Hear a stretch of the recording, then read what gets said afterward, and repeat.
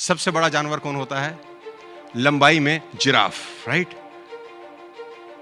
बड़े में शायद हाथी। सबसे फुर्तीला कौन होता है? चीता। सबसे क्लेवर कौन होता है?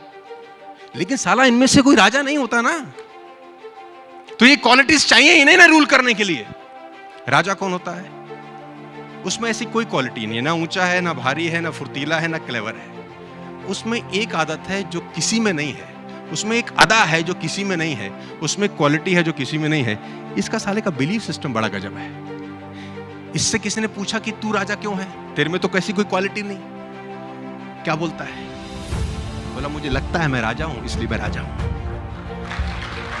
मुझे लगता है मैं राजा हूं।